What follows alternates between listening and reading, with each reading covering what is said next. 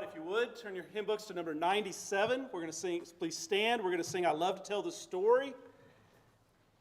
And just think about something you love to talk about. Miss Stephanie and I have been married for 30 years, be 31 years this year, and I cannot believe she's hung with me. But even more than that, when I think of the person I was 30 years ago, for some of you that have been married for a long time, or think about who you were back then and how much you've matured and grown since then. And so that makes me excited, and I love to tell people about my wife and all that she does and who she is as a person.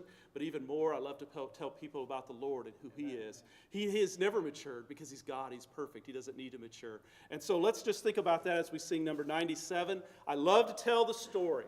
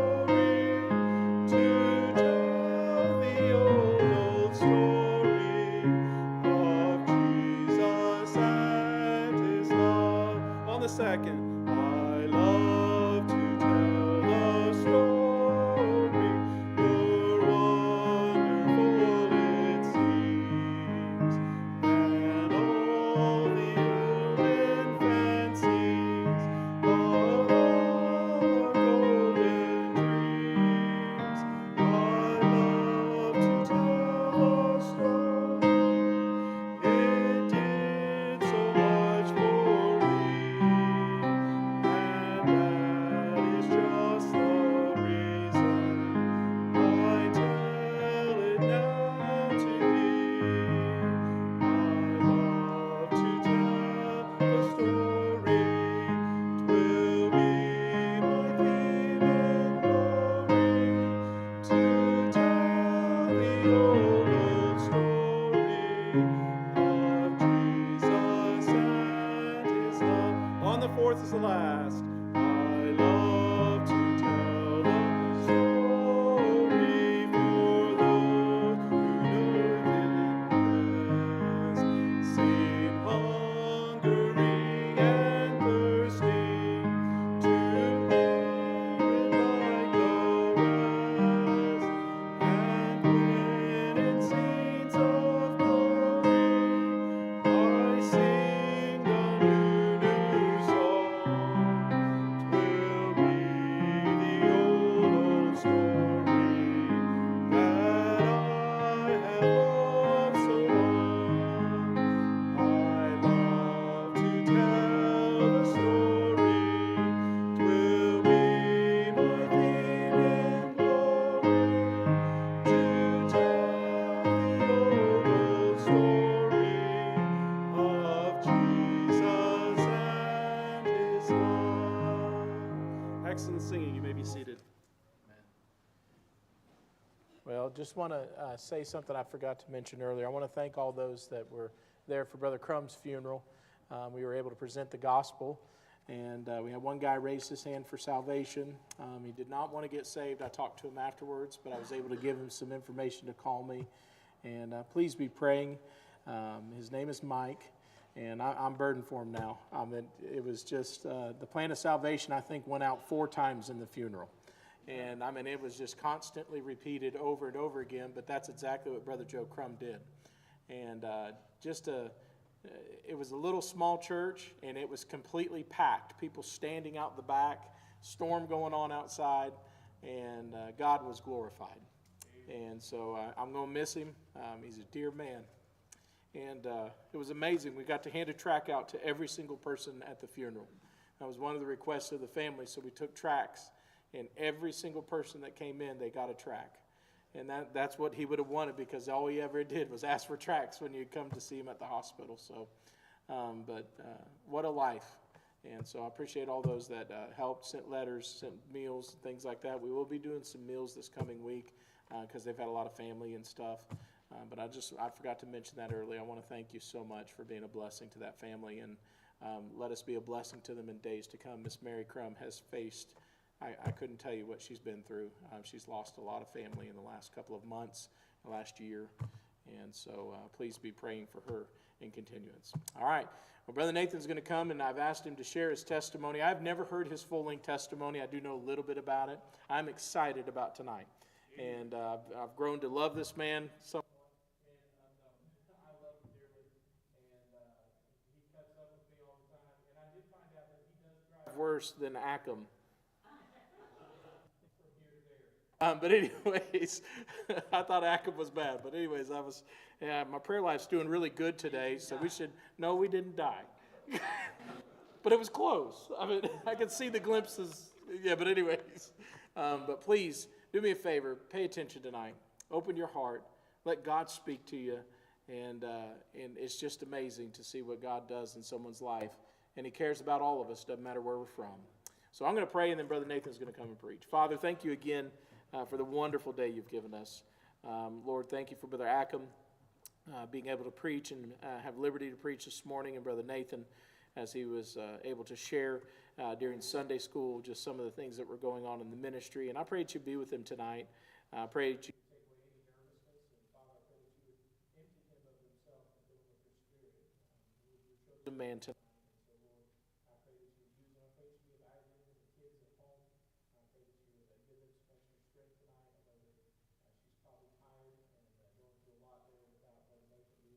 please put a hedge of protection around her and the kids. And Father, again, we love you and thank you in Jesus' name. All right. My wife was here in the States for 4 months. As most of you guys know, you guys prayed for her and helped in that process. And she got back to Zambia, and in less than a week after she got, 3 weeks. 3 weeks after she got back to Zambia, I got on a plane and come to America. So it's been a challenge for us, but God's been good through it, and He's done some things. He showed me some things with my wife being in America. Maybe she's not listening to this, but I hope not. You know, about 2 months into it, she called me and she said, "Baby, I'm struggling. I miss you. I don't know if I can do this much longer without you." And as men, sometimes we got a job to do, and that's what we do. We focus on what we have to do, regardless of what's going on around us, and we just push. And I was there, and I was dad, and I was mom. I had all my kids. School was going on. I had a group come in at the time. I had Brother Perry. I don't know if he's been here. Brother Perry came. You know, there was a lot going on, and about 2 months into that, when my wife told me that, I went to bed, and I said, "God, why do I not feel the same way? I missed my wife. I love my wife, but I didn't feel like I didn't feel like I can't keep going without her." And I began to pray. The Lord showed me, help me in that, and He did. He showed me some things, and by the end of 4 months, I understood what a helpmeet meant, and I pushed on for 2 months, and it come natural, but that was short-lived. By the end of that, I was at the wit's end. But anyway, Pastor, he asked me to preach tonight sometime back, and he said maybe just give a little brief testimony. And yesterday afternoon, I was riding around with Brother Eric and his wife, and the Lord just kept pushing. I got a message I'd planned to preach, and the Lord just kept pushing my testimony. And I thought back in the book of Acts on chapter 22, Paul was preaching by giving his testimony. He was sharing what Christ had done in his life. And, if someone doesn't believe the Bible, I can give you all the Bible I want, and you can argue with it. But you can't argue with what's happened in my life, because it's happened. It's there. I'm a living proof of that. And so I just wanted to share my testimony tonight. And there's some things that I feel like the Lord wants me to share. I don't know why. There's someone that needs to hear it, and I've never shared them in a church setting like this. Maybe one-on-one with my pastor after I got saved, but that's about it. So anyway, I didn't grow up in a Christian home. I didn't grow up in a bad home. Mom and Dad were good people. They still are good people. They're married, stayed together my whole life. I don't know that I ever heard my dad say anything close to a cuss word. My mom spelled a few out, but I don't think she ever said them. And I don't know if one's actually any better than the other one, but that was my home life. And I grew up so I grew up very, very poor in American standards.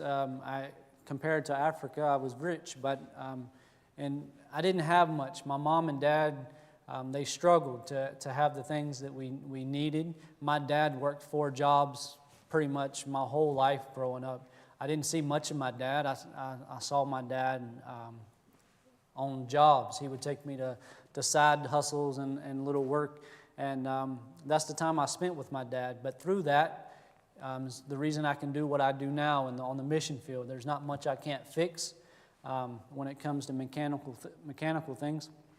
But so fast forward just a few years, when I was elementary school, I got into school, and I struggled. School was a struggle for me. I struggled academically. I still struggle when it comes to reading and writing and that sort of thing. My spelling is terrible. But I struggled. And I was at the end of every class, you know, and on top of that, I was picked on, I was bullied to a point that I can't really explain to anyone. There's, you know, we like to, I remember growing up, we always said, sticks and stones will break my bones, but words will never hurt me. And I think there's words from my elementary years that still hurt me today, and I'm 40 years old and serving the Lord in Africa. So I struggled going through school, and I got to 6th grade. My 6th grade year was one of the hardest years I've ever had. Academically, again, I was struggling. And their idea of helping me was just putting me in a class with kids that couldn't do anything, and that my mom, she fought against that, and they ended up putting me there for just a small time. But then when they transferred me back to a normal classroom, I was the joke of the class. I was not only because of my clothes, but then I was the dumb kid. I was I came from that class, and I about halfway through the year, I remember I hated everything about life. I hated myself. I hated everybody around me. I remember coming home. No one was home. Mom was gone. My dad was gone. Of course, he was always gone. And I went to my dad's room, and I sat on the foot of the bed, and I stared at the gun cabinet. I stared, and I said, I'll fix this problem. So I got the shotgun out of the gun cabinet, and I sat on the foot of the bed.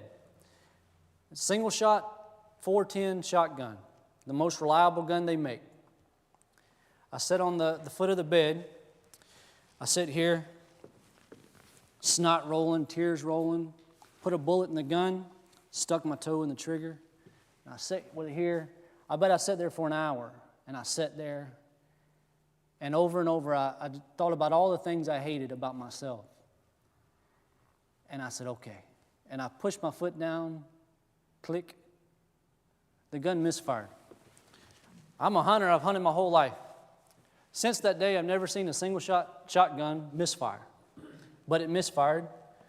I put it back in the gun cabinet. I walked it away, and I never spoke a word of that to anyone until I was an adult. And so I continued through school. I grew up in the South, the deep South. My granddaddy loved him to death, but a very, very racist man. And so I grew up in that poison. And on top of that, 6th grade, I got a young black girl come to school. She beat me up. And I hated her. I hated everything about her. Hated her family. And for many years after that, I was probably one of the most racist people in my area that you'll meet. Martin Luther King Day, I would go to the projects where I knew there was the most black people I could find. And I would write awful slurs and do terrible, terrible things because of hatred really that I had in my heart for myself. And I just let that spill out. And so anyway, I got into 9th grade. 9th grade, I turned 16. And when I turned 16, my goal was to quit school. I hated it anyway. I was terrible at it, so I was going to quit school. I turned 16. I quit school. I went home and I told my dad, I said, okay, I've quit school. I'm not going back. And my dad said, well, where are we going to take your things? And I said, what do you mean, Dad? He said, well, you're not in school. You're not living in my house. And so that was on a Friday. Monday, I went back to school. And I told the principal that I'd made a mistake. But things changed for me at that point. I decided to try. It was still a struggle, but I tried. And I graduated. I graduated 12th grade. So anyway, I met my wife in ninth grade when I was in ninth grade. We began to date, and we dated for 5 or 6 years until we finally got married. And when we got married, just about the same time we got married, I got introduced to the rodeo. It was a dream of mine growing up. I always wanted to be a cowboy. But in the area, it's not like here. I've seen rodeo arenas and cows everywhere. Where I grew up, it's not like that. There's some cows that people raise for food, and that's about it. But so anyway, one of the guys in my local area, he was raising cattle for food. And he went to an auction barn one day, and the guys talked him into buying some bucking stock rodeo bulls. And so he bought those bulls, and he brought them home, and I was helping him in the arena. And we were training, we were bucking them with a remote control dummy, they called them. It weighed like 20 pounds, and when you push the button, then it falls off. And because the bulls were too young to hold a person. And so he was doing that, he was selling them, making good money. And then he had this one big bull, and he was using it for breeding, and some guys came, and they said, that bull there, I want to buy that one. And the guy said, but I want to see somebody ride him. And his name is Joey. He said, I don't have anybody here to ride bulls. We just use this machine. And I said, hey, me. I'll get on him. And they're like, you don't know anything about bull riding. I said, I saw it on TV. It's fine. And so I didn't have any safety gear. I didn't have any of that stuff. So I put on like 3 Cohort jackets and a rope, and I rode the bull. And I don't know how long I stayed on there. I don't know anything about that. But I instantly become addicted to it. I was really good at it. And from that point, I got into bull riding. And if anyone here knows anything about that lifestyle, it's a very rough lifestyle. And by that point, I was drinking, smoking marijuana, with my friends. My whole high school was a blur up until the last few years.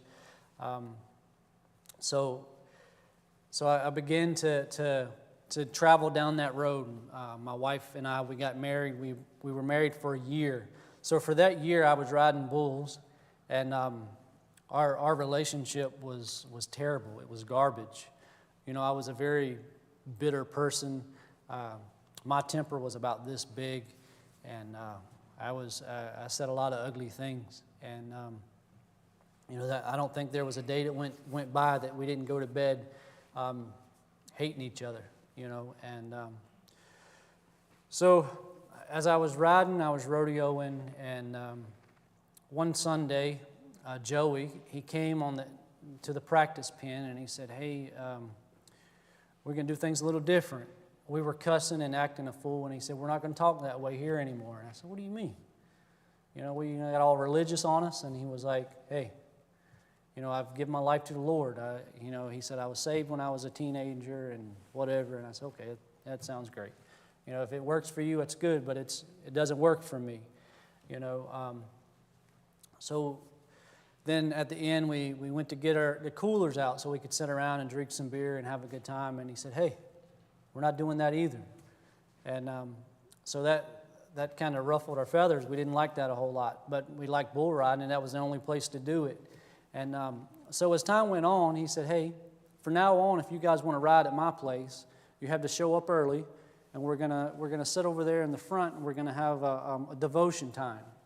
We're gonna do some Bible verses and maybe even sing a song or two, and then we'll let you guys ride bulls. And so we become part of that just so we could continue riding bulls. And as time went on, he was inviting us. He was always inviting us to church, always inviting us to church. And it was always the same story, this is my only day I got to do what I want to do. I'm not going to church. I've got better things to do. And so he called me up on a Saturday, and he said, hey, brother, there's this rodeo tomorrow. And he was telling me about this rodeo and the prize money, and it was a lot of money, and I was pretty good. I felt like I could win the money. I always won the money. And so And then a little bit later into the conversation, he said, hey, what are you doing tomorrow? I said, I ain't doing nothing. I'm looking for something to do. He said, well, you go with me. I said, yeah, I'll go. Sounds good. He said, okay, well, dress nice. We're going to church. And I said, well, okay. And I agreed to go so I'd get him off my back. I said, okay, I'll go to church so he'll leave me alone and say I did. So I went to church and I sat there. The pastor preached, and at the end he gave the invitation. And I didn't get saved, but it was during that invitation, growing up in the Bible Belt, that was the first time I ever remember hearing a very clear, full presentation of the gospel. And I walked out of there that day scared to death. I knew at that point if I died, I was going to hell. And so about halfway through the week, I called him up and I said, hey, you mind taking me to church on Sunday? And he said, yeah, I'd love to. So we went to church, and about at the end of the service, when the pastor said, everybody stand up, I was about halfway to the auditorium. I ran to the front, about knocked the old lady down. And I said, he said, what are you coming up here for? I said, man, I don't know how all this works, but last week you talked about hell, and I don't want to go there. And so I went in the back room with one of the older gentlemen from the church, and he sat there and he went through the Romans road, and he told me about salvation. And I said, yeah, there's no way that it's that easy. And he went through it again. And about 5 different times we went through the plan of salvation. And about after the 5th time, I said, yeah, it is that easy. So I accepted Christ at that point, and that was the big turning point in my life. And a lot of things changed for me.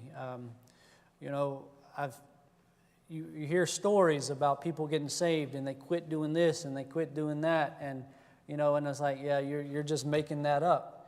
But then when it happened to me, there was things that I had done most of my life that I didn't even have a desire to do anymore. It was just the want, the need, the desire. It was gone, and so I came home and I told my wife what had happened, and she was like, yeah, that's nice. We'll see how long this lasts, And she grew up Catholic, but she wasn't a devout Catholic, but she was growing up.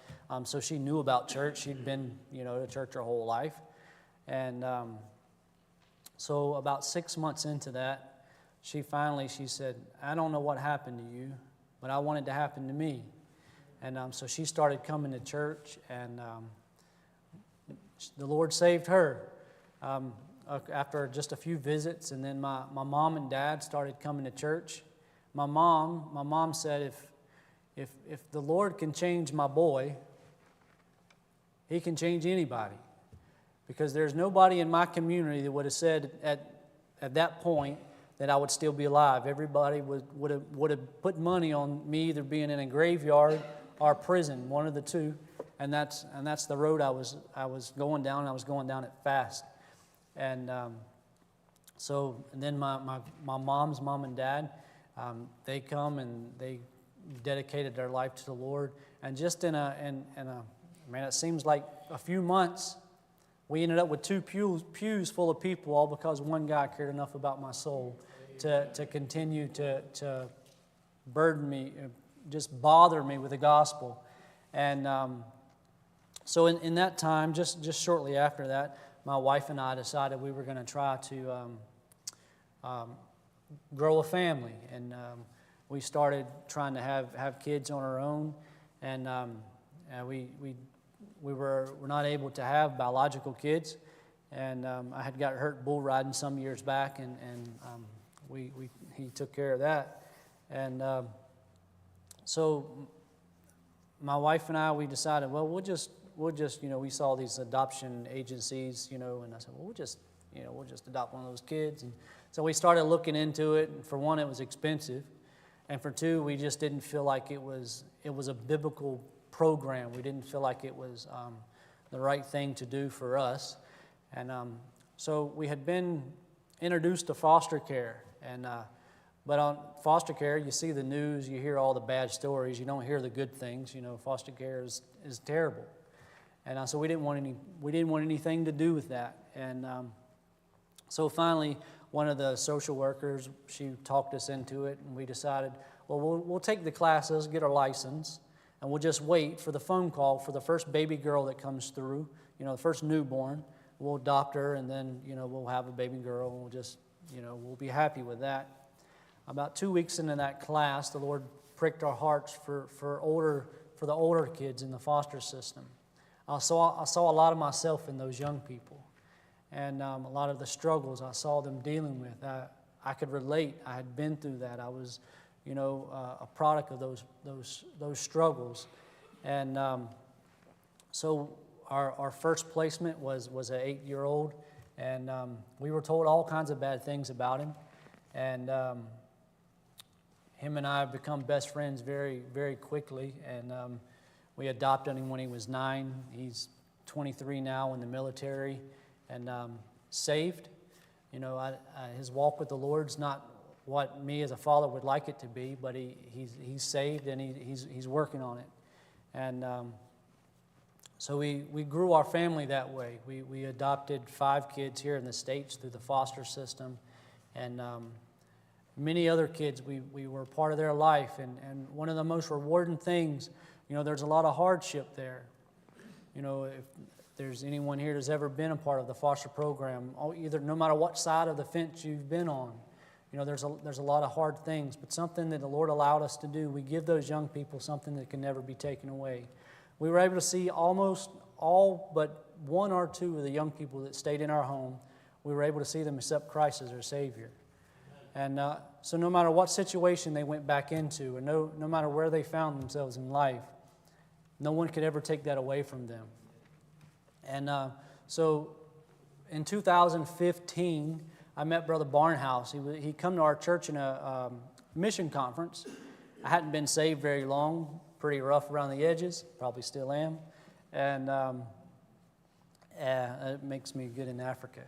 But so I met Brother Barnhouse, and after the mission conference at my church, my pastor, he had just been loving on me and my wife, and we had been doing some marriage counseling, and he was really just building us up, him and his wife.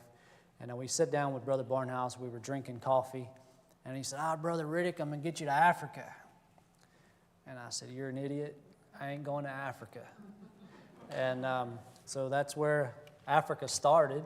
And we on a few years went through. We were still fostering, and periodically Dave would call me and he'd say, hey, brother, you prayed about Africa? And I was like, nope, it ain't going to, So the Lord eventually burdened my heart for missions. Honduras is where we originally thought we were going, which is Central America. And there was a missionary there that they had showed us stuff on TV, and he had been there 30 years. He had run an orphanage. He was preaching on TV, on the radio, had a church 5 nights a week. But everything, every video, every picture, something in the background was falling apart. There was vehicles that was sitting on blocks, and the wall on the building was falling down. And I remember watching that, and I said, man, if every missionary had somebody like me that could handle those things, man, they could really focus on what God's called them to do. And that's where the seed for missions was started in my life. And I made 9 trips to Honduras, and surrendered to go there, surrendered to the mission field. And close to the end, the opportunity was there, still is there. I'm good friends with the guy I was visiting. And but I had no peace. And so my wife and I, we were together that last trip, and we said, Lord, I don't know what you want us to do. We've surrendered everything. We've told churches we're going to Honduras for the missions, and but we don't feel like it's what you want. But we need a clear direction. And the very next day we were home, I got a phone call from Brother Dave, and he said, hey, brother, how you doing? I said, I'm all right. He said, you prayed about Africa lately? And I said, no. He said, well, I think maybe you should. And I said, yeah, I think I probably should. And so I hung the phone up and I hollered. I said, hey, babe, I think we're going to Africa. and her response was, okay, just let me know. And she had never fought against going to Honduras, but it was never that willing. You know, she was just like, well, you know, if that's what the Lord wants. But when I told her we were going to Africa, she said, okay, just let me know.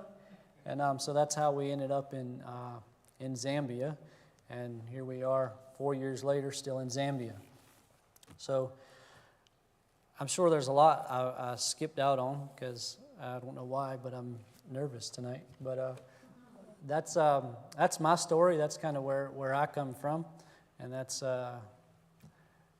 You know, I think that the reason I wanted to share that, I knew there was young people here, and you know, and it goes for everyone. But I know as young people, life seems to be hard.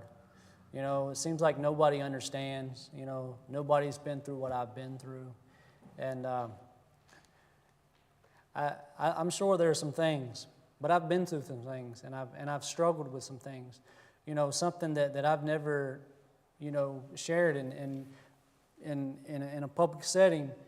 Because of that, I struggled with depression and anxiety and you know, those things. And if I'm not careful, if I let my walk with the Lord get far apart, if I let my spiritual relationship with God grow apart from what it should be, those things still creep back up into my life because of things that happened years and years ago. And you know, I've talked to a lot of young people that have had those things, and they deal with those things, and they think because of that they're no good. They can't be used for the Lord. And you know, there's something for everyone. You know, and that's something the Lord's showing me in Africa. Brother Nolan's been there, and other people. There's something for everybody to do in serving the Lord. You know, you don't have to be a pastor.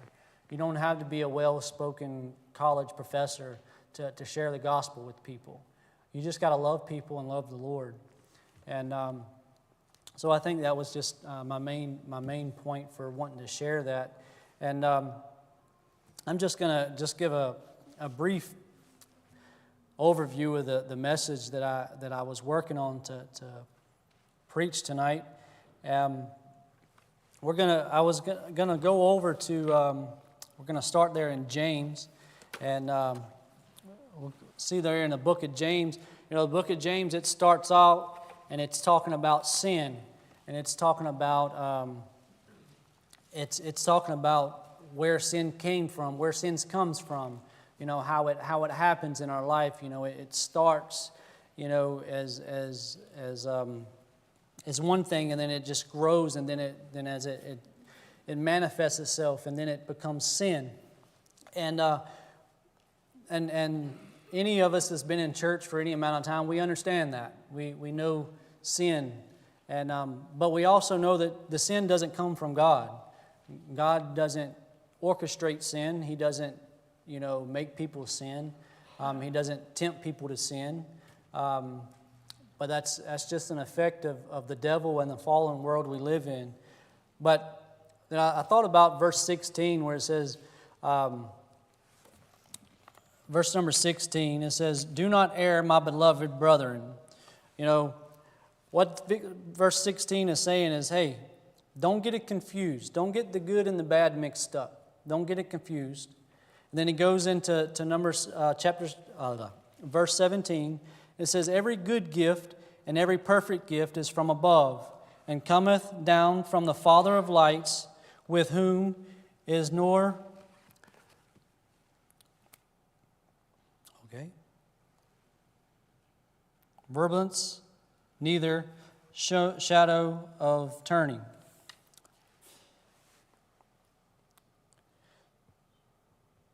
So I was reading that, and I was thinking about, you know, it was talking about the opposite of what the first part of that was talking about. And it says every good gift and every perfect gift comes from above, from the Father of lights, which is, you know, just another way of saying God. And then I was thinking about that, and it's easy to say that, you know, hey, every good thing and every perfect thing it comes from God, and so we need to recognize those gifts before we can appreciate them. You know, when you have a good person in your life, just like what I was saying with my wife earlier, sometimes you got to recognize, you know, the quality, the good in them.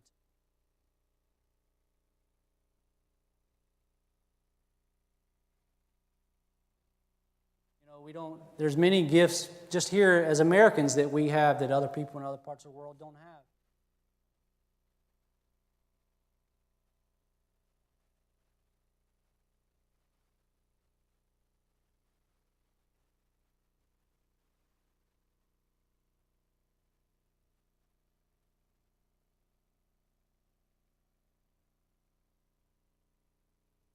But we have a responsibility with those gifts as we dig into it, and I'm not going to dig into it in detail, but we have a responsibility in those gifts, and we have to understand that God gives us those gifts for, He doesn't give us those gifts to take them home and set them on a shelf or take them home and put them in the vault. He gives us those gifts to share with other people. The blessings that we have, I believe we have them. And we see the fruit of that if we just fast forward a little bit into, let's look over at the book of Job. Job is my favorite book of the Bible than any other book there is in the Bible. But we go to Job chapter 29, and Job chapter 29, and verse 1 through 16. Job is talking about the good times in his life, when things were going good, and Job talks about, it goes into, Job says, when he could wash his steps with butter, and he had rocks that poured out of oil, and I don't believe Job actually went outside with butter and washed his steps off. That would be pretty silly, because you go outside and somebody's going to break a leg. And I don't believe Job had a rock in his yard that he went and got oil whenever he wanted to fry some fish. But I think what Job was saying there, I had a plenty. I had more than I could stand. I was blessed beyond measures. But then you go on to, and he says why he had those things. And then you go on to read that Job says,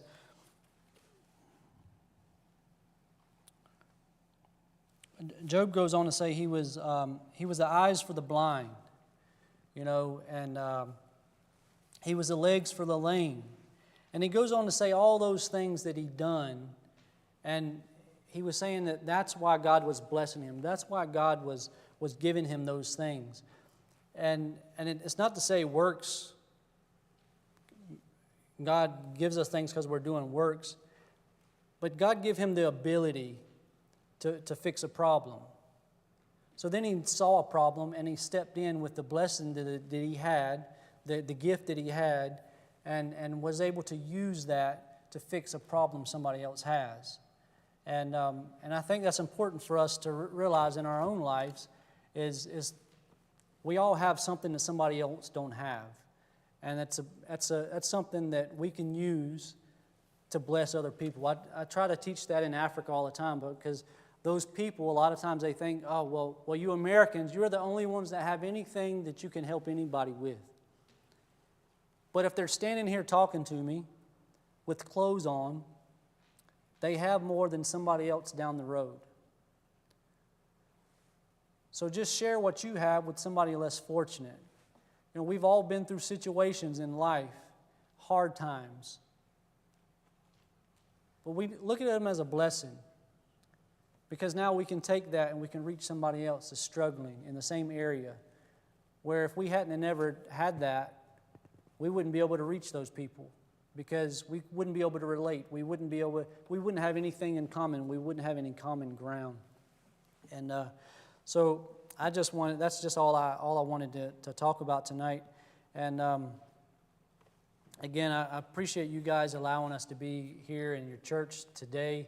I had a good time this morning speaking and over at the other church.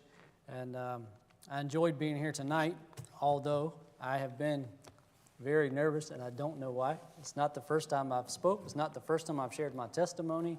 But anyway, so I'm gonna close in prayer, and then we're gonna have Pastor come up. Lord, we love you. We thank you for allowing us to be here tonight, Lord. Lord, I hope I didn't make a mockery of your word. Lord, I just ask that there be someone here, Lord, that somehow you've touched through my life, Lord. Lord, someone here that doesn't know you as their personal Lord and Savior.